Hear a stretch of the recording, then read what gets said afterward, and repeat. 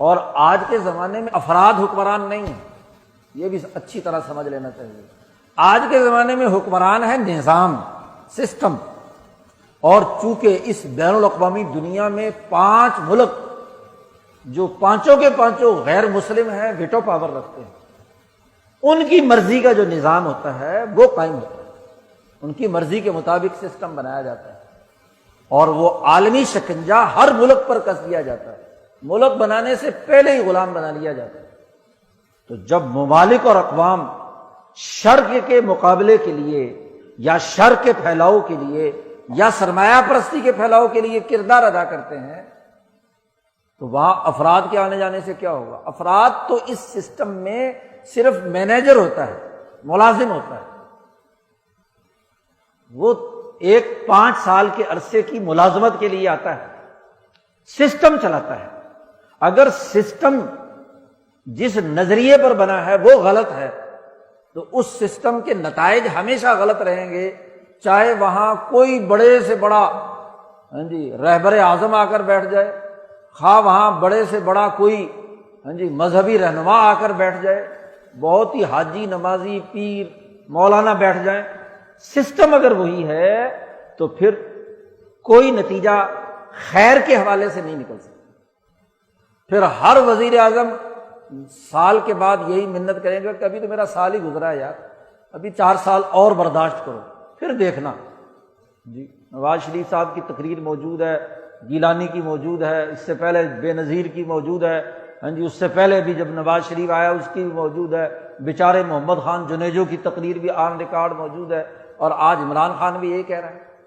تو جب سسٹم کی بنیادیں خیر پر نہیں ہے، شر پر، یہ اچھی طرح بات سمجھ لینی چاہیے۔ سسٹم سرمایہ دارانہ اصول پر ہے، سسٹم IMF کا غلام ہے، سسٹم ورلڈ بینک کا غلام ہے، وہ شر پر مبنی ہے، وہ افادہ مثبت نہیں، افادہ منفی کی بنیاد پر سوسائٹی کے اندر غلامی کا نظام قائم کیے گئے ہیں۔ چاہے کوئی بھی آپ اس راج سنگھاسن پر بٹھا دو، چاہے اس کا نام اسلام آباد رکھ لو، یا پہلے کراچی دارالحکومت تھا، یا کوئی ہندو آباد رکھ لو، کچھ بھی رکھ لو، اسلام یا خیر نہیں آ سکتا۔ اسلام یا خیر کی بھلائی کے لیے سسٹم، نبی اکرم صلی اللہ علیہ وسلم نے جب اس آیت پر صحابہ کی تیاری کی ہے تو سسٹم بدلا ہے۔ آپ دیکھو مکے کے سسٹم میں جہاں 12 وزیر تھے اور ایک سربراہ ابو جہل تھا، دارالندوہ ان کی پارلیمنٹ تھی، نبی اکرم صلی اللہ علیہ وسلم سے پہلے قصی ابن کلاب کے زمانے سے پچھلے 300 سال سے وہ پارلیمنٹ چل رہی تھی، یہ سارا نظام موجود تھا۔ اور جب حضور صلی اللہ علیہ وسلم کی تحریک عروج پر جاتی ہے تو پھر کیا ہوا؟ پیشکش کی سسٹم نے، ابو جہل نے، کہ ابو طالب سے کہا کہ اپنے بھتیجے سے کہو کہ اگر تم حکومت چاہتے ہو تو حکومت میں ہم آپ کو حصے دار بنانے کے لیے تیار ہیں۔ سسٹم یہی رہے گا، حکومت آپ کو سردار مان لیتے ہیں، اور اگر آپ کو کسی عورت سے لڑکی سے شادی کرانی ہے تو وہ بھی آپ کو کرا دیتے ہیں، کوئی مال و دولت اور سرمایہ چاہیے تو وہ بھی آپ کو دینے کے لیے تیار ہے۔ لیکن آپ یہ تمام باتیں مت کرو جو آپ کر رہے ہیں، حکومت میں شراکت اقتدار ہمارے ساتھ کر لو۔ نبی اکرم صلی اللہ علیہ وسلم نے انکار کر دیا کہ اگر یہ میرے ایک ہاتھ پر سورج اور ایک ہاتھ پر چاند لا کر رکھ دیں تب بھی میں اپنی بات سے منحرف، کیونکہ مجھے تو خیر کا، انسانی بھلائی کا سسٹم بنانا ہے۔ اگر سسٹم شر کا موجود ہے تو اگر اسی میں شراکت اقتدار کر لوں، اسی کا حصے دار بن جاؤں تو نتیجہ کیا نکلے؟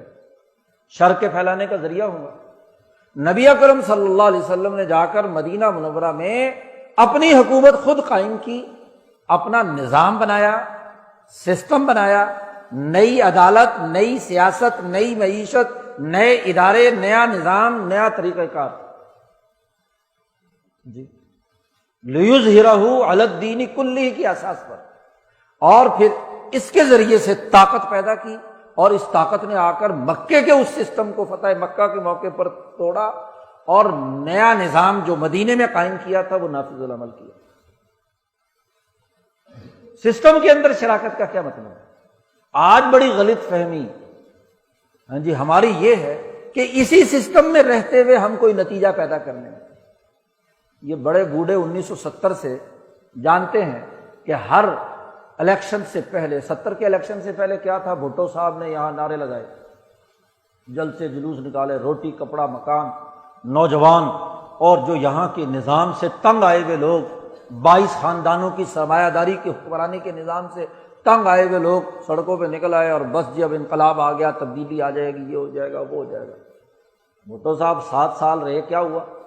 جو پہلے بنا ہوا سسٹم تھا وہ بھی تباہ و برباد کر کے اور نیا سسٹم بنائے بغیر اٹھایا گیا اور پھانسی پہ چڑھا دیا۔ جی بات یہ ہے، اس کے بعد اسلام کا غلغلہ 1977 کی تحریک میں کتنے بیٹھے ہوئے یہاں؟ چند ہی ہوں گے، 2-4 بوڑھے جو 77 کی تحریک میں تھے اور خوب جلوس نکالے، حلوے کھائے، نظام مصطفیٰ کے نعرے لگائے، ہاں جی خوب، اور نتیجہ کیا نکلا؟ ہاں جی 11 سالہ آمریت اس سوسائٹی پر مسلط ہوئی اور اسلام غتربود۔ آپ کو اسلام چاہیے تو میں 5 سال کے لیے صدر پاکستان، ماشاءاللہ نیا ڈرامہ، کوئی نہ اسلام نہ نظام نہ کوئی سسٹم میں کیا تبدیلی آئی؟ کچھ نہیں۔ تو یہ پوری تماشا ہے پچھلے 12-13 الیکشنوں اور پورے 70 سال میں افراد کی تبدیلی کا۔ ہر حکومت آتی ہے تو اپوزیشن پہلے ہی تیار ہوتی ہے۔ جب کسی سوسائٹی میں سیاسی شعور مسخ ہو جائے، سسٹم کے حوالے سے ادراک ختم ہو جائے، نظریہ زندگی نہ رہے، تو وہ سوسائٹی زوال پذیر ہوتی ہے۔ تو ہماری غلامی کی سیاہ رات جو ہم پر 70 سالوں سے چھائی ہوئی ہے، اس کا سبب وہ عالمی سرمایہ داری نظام ہے جس کی ایجنٹی پر یہاں کا معاشی، سیاسی، سماجی سسٹم چل رہا ہے۔ غلامی کے زمانے کے انگریزوں کا وہ نظام ہے جو 200 سالہ دور میں اس قوم کو غلام بنانے کے لیے، نو آبادیاتی دور کے تقاضوں کو پورا کرنے کے لیے بنایا گیا تھا، آج وہی مسلط۔ 250 سالوں میں ان میں تو کوئی تغیر و تبدل کسی میں نہیں ہوا۔ پارلیمنٹ موجود ہے لیکن ٹک ٹک دیدم دم نہ کشیدم، دیکھ رہی ہے، کرنا کرانا کچھ نہیں۔ 70 سال کی اس پاکستان کی پارلیمنٹ کی قانون سازی کی تاریخ اٹھا کر دیکھو، اس نے سسٹم میں کیا تبدیلی کی۔ ایک آرڈر ادھر سے اٹھا کر ادھر کر دیا، ادھر سے اٹھا کر ادھر کر دیا، ایک ایکٹ کے اندر ایک تبدیلی ذرا سی کر دی، بس۔ باقی سسٹم تو وہی ہے، پولیس سسٹم وہی، عدالتی سسٹم وہی، سیاسی سسٹم وہی، معاشی سسٹم وہی، غلامی کے زمانے کا۔ تو پھر آزادی حاصل کرنے کی کیا ضرورت ہے؟ اچھا تھا انگریز یہاں رہتے اور ان کی حکمرانی قائم رہتی تو یہ تو پتہ ہوتا کہ ہم غلام ہیں۔ اب ہم فخر سے کہتے ہیں کہ ہم آزاد ہیں اور آزادی کے نام پر بڑے شور و شرابہ مناتے ہیں، تو اس سے بڑا دھوکہ اور فراڈ کیا ہوگا کہ ہو غلام اسی ظالمانہ سسٹم کے اور سمجھیں اپنے آپ کو آزاد۔ اس سے بڑی منافقت دین میں اور کیا ہوگی، ریاست میں اور کیا ہوگی؟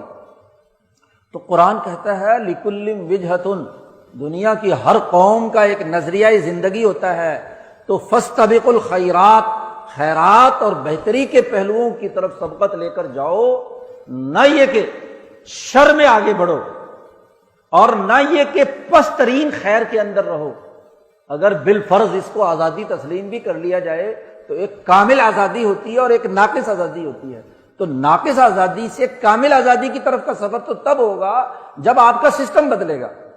تو خیرات میں سبقت لے جانے، آگے بڑھنے، ہمارے سے بعد میں آزاد ہونے والا چین وہ آپ سے سبقت لے گیا تو تمہیں ڈوب مرنا چاہیے نا، اس کی پڑوس میں رہتے ہو، اس سے 2 سال پہلے تم موجود تھے، تمہارے پاس تو پھر بھی یہاں ریلوے، نہری نظام، یہ پوری فوج، باقاعدہ یہاں کے سسٹم موجود تھے، وہ تو نشے میں پڑے ہوئے تھے، ان کے پاس تو زیرو سے وہ انہوں نے ترقی کر کے یہاں تک پہنچے۔